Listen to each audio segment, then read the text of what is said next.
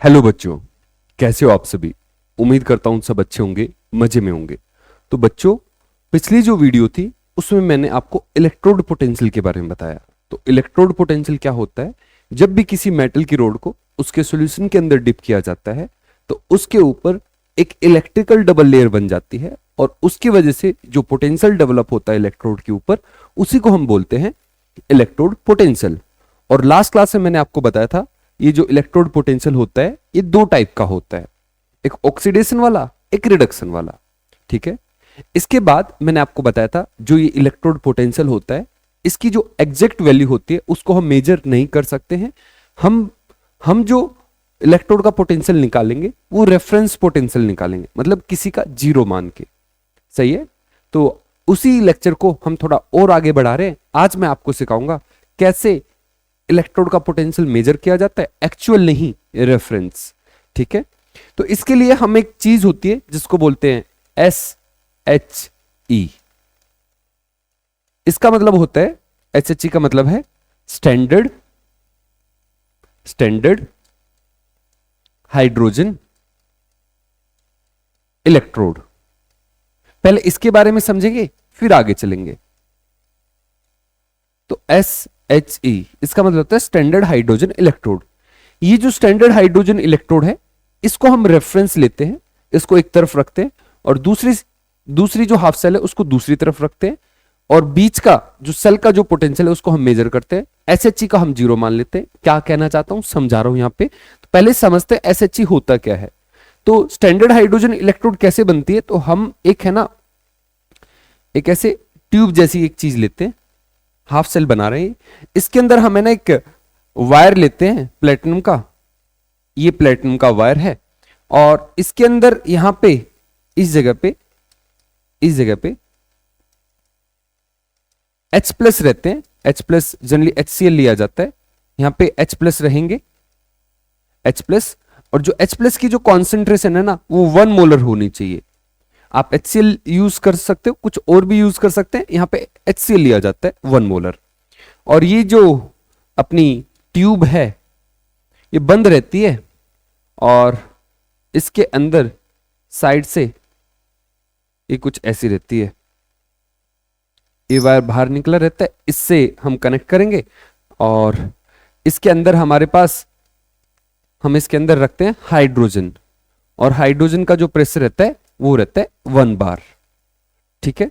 और ये जो हाइड्रोजन इलेक्ट्रोड आपको दिख रही है इसी को बोलते हैं स्टैंडर्ड हाइड्रोजन इलेक्ट्रोड। इसके अंदर क्या क्या है? सबसे पहली चीज प्लेटिनम वायर, प्लेटिनम का वायर लिया जाता है इलेक्ट्रिसिटी, मतलब इलेक्ट्रॉन के लेने देने के लिए, ट्रांसफर के लिए। और यहां पे H प्लस रहते हैं और यहां पे H2 रहती है, H2 गैस 1 बार प्रेशर पे। और ये जो इलेक्ट्रोड है इसका जो पोटेंशियल है वो हम जीरो कंसीडर करते हैं, ये हम जीरो मानते हैं। सही है। तो ये जो इलेक्ट्रोड है इसको हम ऐसे रिप्रेजेंट करते हैं। इसको रिप्रेजेंट करने का मैं तरीका बता रहा हूं। इसमें क्या है, आप सबसे पहले प्लेटिनम को दिखाओगे, प्लेटिनम के बाद आप रिडक्शन पोटेंशियल दिखा रहे हैं तो H प्लस से क्या बनेगा, H2 बनेगा। ठीक है। आपको वो 1 2 नंबर ऐसे नंबर नहीं दिखाने, स्टाइकियोमेट्री दिखाने की जरूरत नहीं है, बस आपको ये बताना है किससे क्या बन रहा है। तो H प्लस से क्या बन रहा है, H2। तो ये रिप्रेजेंट कर रहे हैं हम इस वाले इलेक्ट्रोड को, जब ये किसकी तरह काम कर रही है, कैथोड की, जब इसका रिडक्शन हो रहा है। अगर इसका ऑक्सीडेशन होगा तब कैसे दिखाएंगे, तो H2 को पहले लिख देंगे, H प्लस को बाद में लिखेंगे। सही है। तो ये हमने दिखाया, किसको दिखाया, ये हमने दिखाया इस इलेक्ट्रोड को। ये हाफ सेल है, ये जो है यहां पे रिडक्शन भी हो सकता है, ऑक्सीडेशन हमने रिडक्शन के हिसाब से दिखाया। और ये जो सेल है इसका जो रिडक्शन पोटेंशियल लिखा जाता है वो लिखा जाता है H प्लस से H2, ये जीरो लिया जाता है और यहां पे ना नोट लगाया जाता है। नोट का क्या मतलब है, इसका मतलब होता है स्टैंडर्ड कंडीशन। स्टैंडर्ड कंडीशन में एक चीज और रह गई यहां पे, उसको भी मैं मेंशन कर देता हूं। यहां पे जो टेम्परेचर रहता है वो रहता है 298 केल्विन। 1 मोलर H प्लस की कॉन्सेंट्रेशन रहेगी, प्रेशर 1 बार रहेगा, प्लेटिनम का वायर रहेगा, ये हमारी SHE है। अगर इसका रिडक्शन हो रहा है तो इतना है। अगर ऑक्सीडेशन होगा तो अगर H2 से, अगर ऐसा हो रहा होगा H2 से E नोट, H2 से H प्लस, मतलब ऑक्सीडेशन हो रहा है, अगर ये एनोड की तरह काम करेगी SHE तो इसका तब भी जीरो आएगा, क्योंकि आपको पता है लास्ट क्लास में मैंने आपको बताया था जितना ऑक्सीडेशन पोटेंशियल होता है उतना ही रिडक्शन पोटेंशियल होता है, बस हमें जीरो लगाना मतलब माइनस लगाना होता है। तो जीरो के सामने माइनस भी लगाओगे तो कोई फर्क नहीं पड़ेगा। समझ में आया क्या? तो एक चीज ये मुझे बतानी है, ये क्या चीज है, नोट क्यों लगा रहा हूं। तो ऐसा होता है जो अपना इलेक्ट्रोड का पोटेंशियल होता है ना, वो कई चीजों पे डिपेंड करता है। इसलिए जो हम जनरली यूज करेंगे स्टैंडर्ड इलेक्ट्रोड पोटेंशियल यूज करेंगे, standard electrode potential, standard electrode potential, और इसको हम है ना ई नोट से डिनोट करेंगे, ई नोट।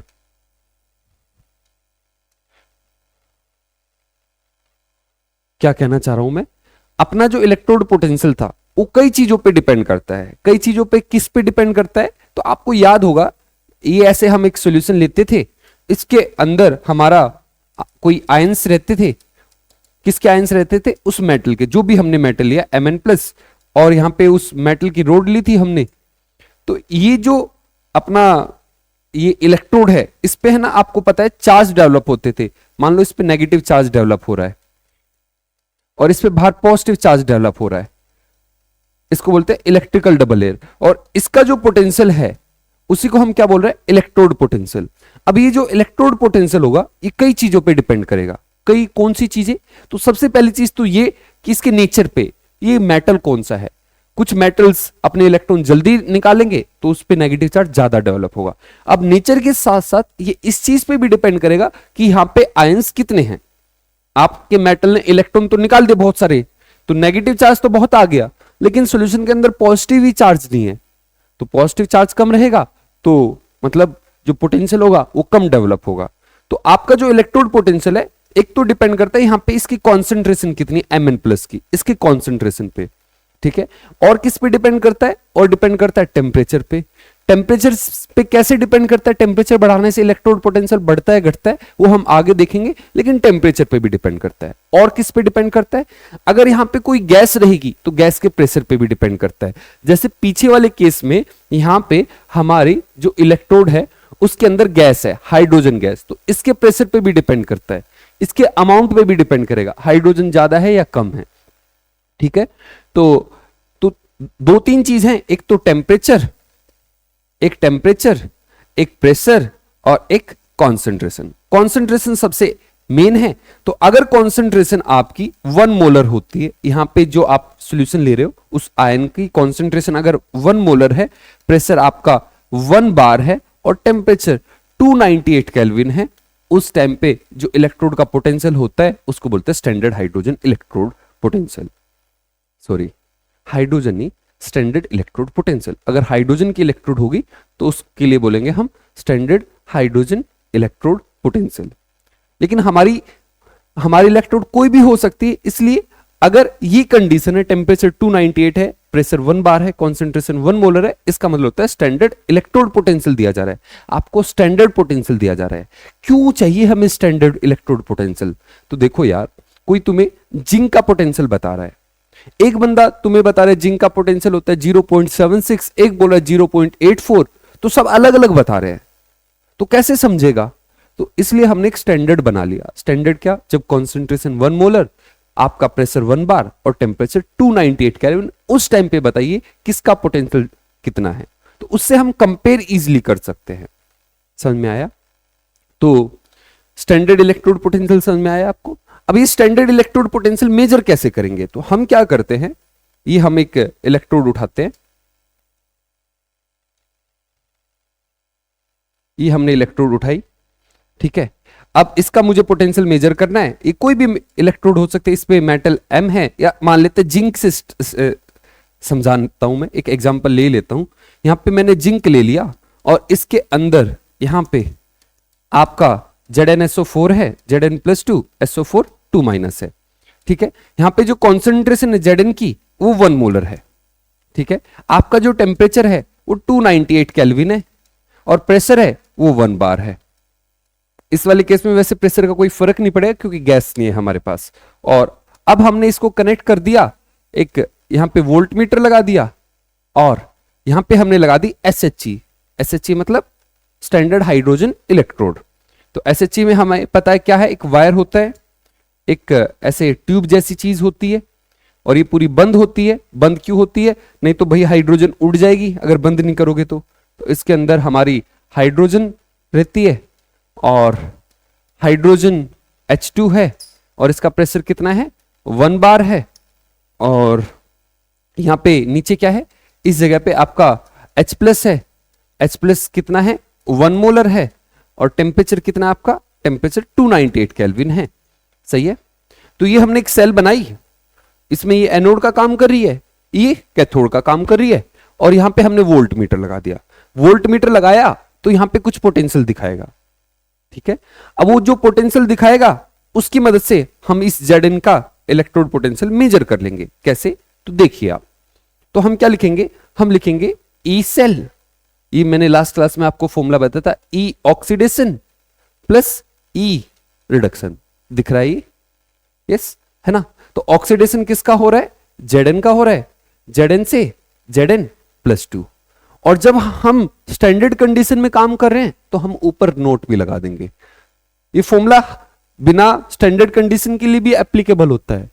अगर हम स्टैंडर्ड कंडीशन में बस नोट लगा दें तो इस नोट का मतलब आप समझ जाना, कंफ्यूज मत होना ये नोट कहां से आ गया। इस नोट का मतलब होता है स्टैंडर्ड कंडीशन। ठीक है। अच्छा, यहां पे रिडक्शन किसका हो रहा है, तो रिडक्शन हो रहा है ई नोट H प्लस से H2 का। आप इसको इतना भी दिखा सकते हो, हाइड्रोजन का रिडक्शन हो रहा है। ठीक है। अब हमें पता है ये जो इलेक्ट्रोड है इसका पोटेंशियल कितना है, हाइड्रोजन वाली का 0। तो जितना भी पोटेंशियल ये दिखा रहा है ये आपको 0.76 दिखाएगा। ये जितना भी पोटेंशियल दिखा रहा है ये किसका पोटेंशियल हो गया, तो ई Zn से Zn प्लस 2 का हमने पोटेंशियल मेजर कर लिया। तो किसी भी इलेक्ट्रोड का पोटेंशियल हम ऐसे निकालते हैं। समझ में आया? लेकिन ये जो पोटेंशियल है ये एक्चुअल पोटेंशियल नहीं है, ये कैसा है, ये रेफरेंस है। ये किसी के रेफरेंस में निकाला है, और किसके रेफरेंस में निकाला है, ये SHE के हिसाब से निकाला है। ये हमने रेफरेंस लिया, इसको 0 माना है, इसकी मदद से हमने इस इलेक्ट्रोड का पोटेंशियल मेजर किया। ऐसे ही हम किसी भी इलेक्ट्रोड का पोटेंशियल मेजर कर सकते हैं। जिंक की जगह आप सिल्वर ले लो, आप गोल्ड ले लो, आप आयरन ले लो, आप कोई दूसरा मेटल ले लो, किसी भी मेटल का हम ऐसे इलेक्ट्रोड पोटेंशियल मेजर करते हैं। इलेक्ट्रोड पोटेंशियल मेजर क्यों कर रहे हैं? क्योंकि हमें यह पता लगेगा किसका जल्दी ऑक्सीडेशन होता है, किसका जल्दी रिडक्शन होता है। ठीक है। तो हमने जितने भी हमारे पास मेटल्स हैं, जितनी भी हमारे पास चीजें हैं, हमने सबका सबसे हाफ सेल बनाई और उसका पोटेंशियल मेजर किया और एक सीरीज बना ली, बड़ी इंपॉर्टेंट सीरीज है, और उसमें सबको अरेंज कर दिया किसका ज्यादा है किसका कम है, और उसको बोला जाता है इलेक्ट्रोकेमिकल सीरीज। तो अब हम आ रहे हैं इलेक्ट्रोकेमिकल सीरीज पे। Electrochemical series,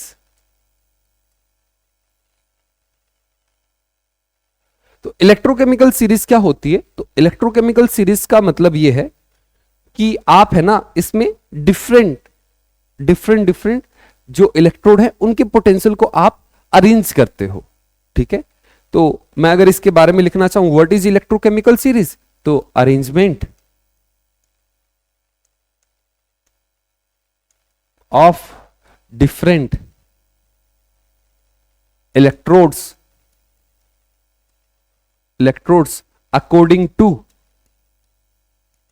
according to their electrode potential.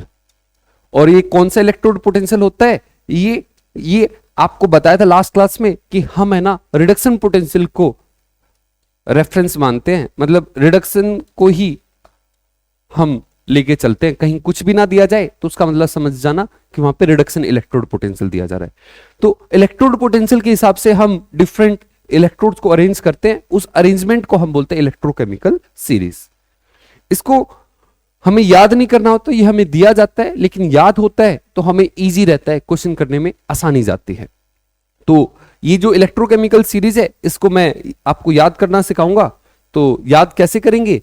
तो इसमें सबसे पहले ले के 12 सरदार का नाम मांगे अली, दिख रहा है ये, मांगे यार ये कैसे आएगा, तो ऐसे तो सीधा आना चाहिए, इस बोर्ड पे आएगा नहीं, तो मैं ऐसे लिखता हूं, साइड से लिखता हूं। ठीक है, अगर आप अपनी नोटबुक में लिख रहे हो तो सीधा सीधा लिखना, बिल्कुल लिखना तो मुझे सीधा चाहिए। चलो अब क्या करें, साइड से लिखते हैं। तो ले के 12 सरदार का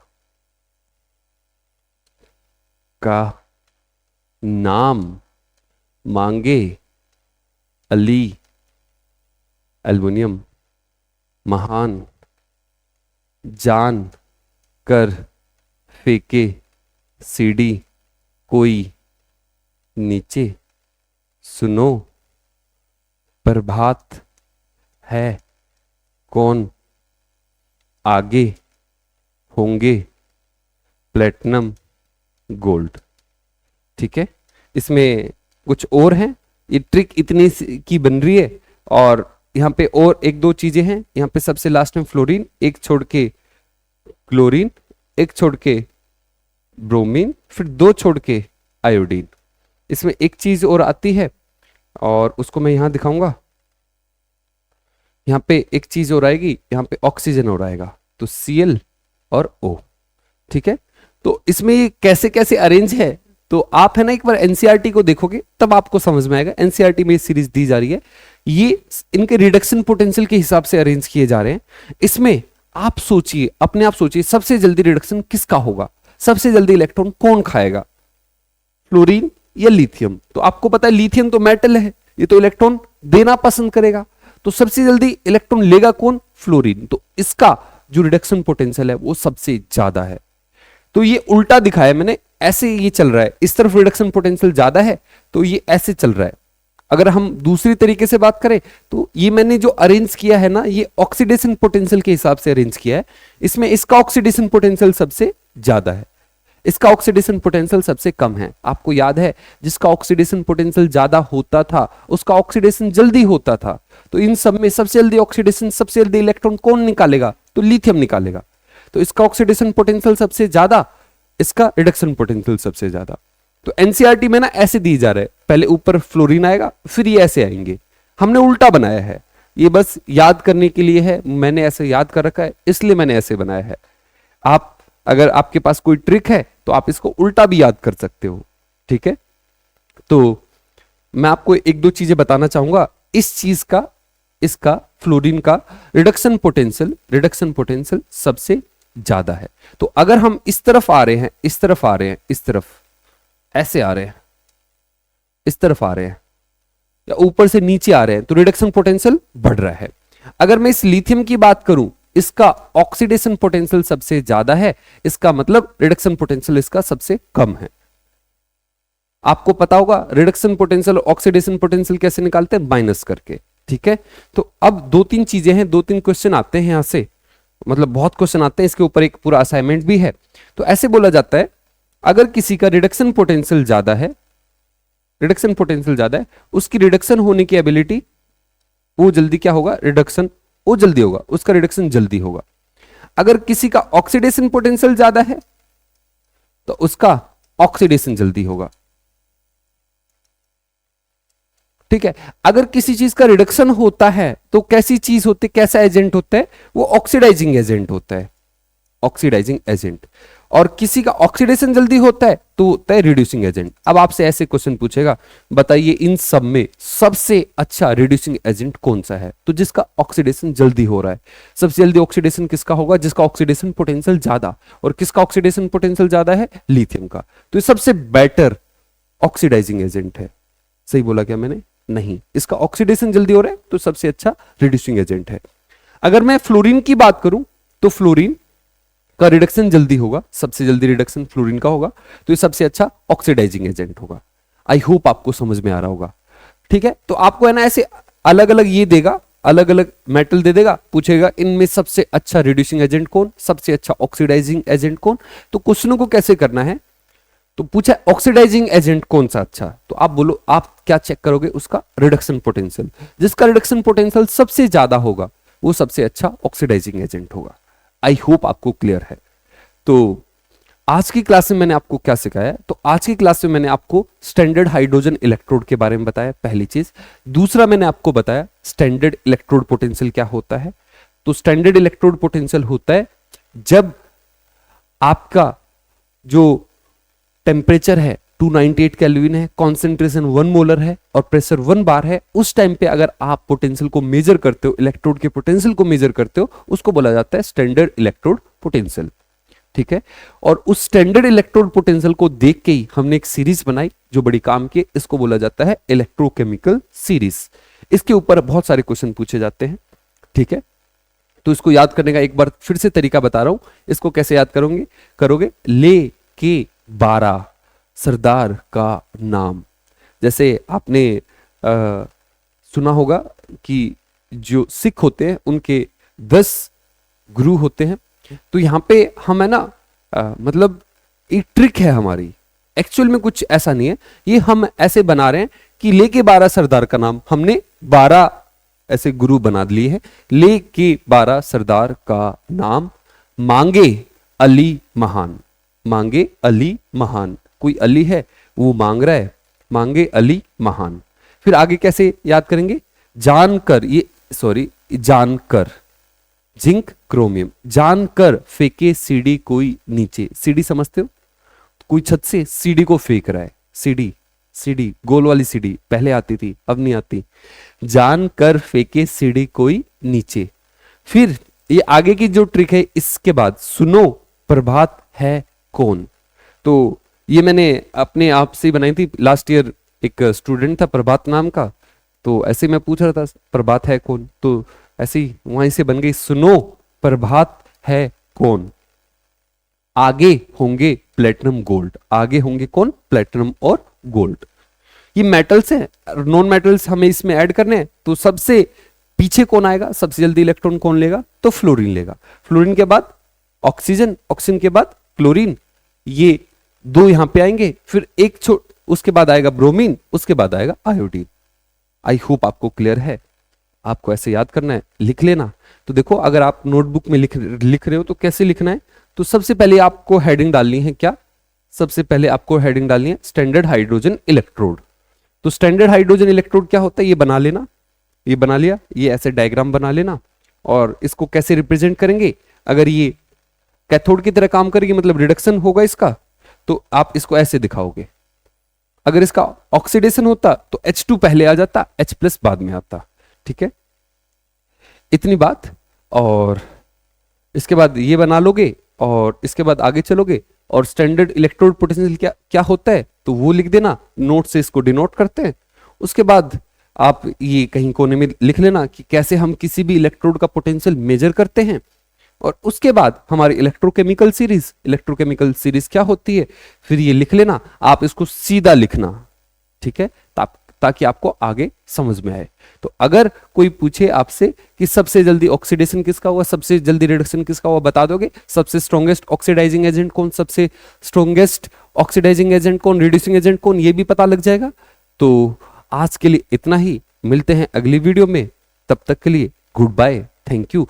मेरा एक असाइनमेंट है आगे वाला, 3rd असाइनमेंट, उसको आप कर सकते हो। 2nd 3rd असाइनमेंट आप इजीली अब कर सकते हो। मिलते हैं अगली वीडियो में, तब तक के लिए गुड बाय, थैंक यू।